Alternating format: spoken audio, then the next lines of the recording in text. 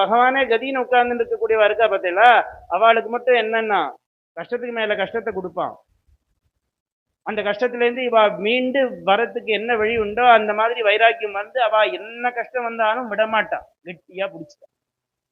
அப்படி கெட்டியா பிடிச்சிட்டு எதுக்காகன்னா, ச்சே உலகம் இவ்வளவுதான், இது இவ்வளவுதான், பணம் இவ்வளவுதான், பதவி இவ்வளவுதான், அந்தஸ்து இவ்வளவுதான், நம்மளுடைய ஸ்டேட்டஸ் இவ்வளவுதான், தேவையில்லை, இதெல்லாம் தேவையில்லை, இதெல்லாம் தேவையில்லை அப்படின்னு தெய்வம் மாத்திரம் போறோம். அவன் என்ன வேணா அடிக்கட்டும் அடிக்கட்டும்னு சொல்லி எல்லா அடியும் வாங்கிப்பாளாம். அப்படி அடி வாங்கி அடி வாங்கி அடி வாங்கினாதான் பக்குவப்பட முடியுமே ஒழிய அடி வாங்காமல் பக்குவப்பட முடியாது. கஷ்டம் வந்தா நமக்கு மனசுக்கு நிம்மதி போயிடும் தான் நமக்கு எல்லாம் தெரியும். பட்டதிரி சொல்றார், கஷ்டம் வந்தாதான் மனசுக்கு நிம்மதி வருங்க. சாந்தியர்த்தங்கி ஸ்ராந்தி தோசி ஸ்வகானாம், ரொம்ப அழகா பதம் போட்டிருக்கார். ஸ்ராந்திதா அசி, குருவாயூரப்பா ஸ்ராந்தி ஸ்ராந்தின்னு சொன்னானாக்க துக்கம், கஷ்டம், நினைச்சு பார்க்க முடியாத கஷ்டம், அதுக்குதான் ஸ்ராந்தின்னு பேரு.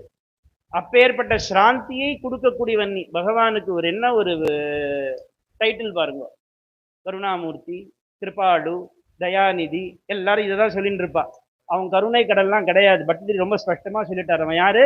ஸ்ராந்தி தஹா, கஷ்டத்தை கொடுக்கக்கூடியவன் தான் அவன். துக்கத்தை தான் அவன் கொடுப்பான். இந்த துக்கத்தை கொடுத்து எதுக்கு கொடுக்குறான்? நீ என்ன அவனை சேர்ந்தவன் நினைச்சின்றதுனால கொடுக்குறான். பட்டதிரி அதுவும் ஸ்பஷ்டமா போட்டிருக்கார். ஸ்வகானாம்னு பதம் போட்டிருக்கார்.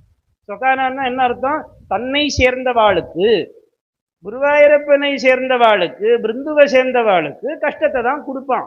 எதுக்காக சாந்தியை கொடுக்குறான், எதுக்காக கஷ்டத்தை கொடுக்குறான்னா சாந்தி அர்த்தம், அதையும் போட்டுட்டார். இப்படி கஷ்டம் வந்தா மேல மேல கஷ்டம் வந்து அவனை நம்பின்னு இருந்தாதான் அவன் கடைசியில மனசு சாந்தியை கொடுத்து நம்மளை கை தூக்கி விடுவான்.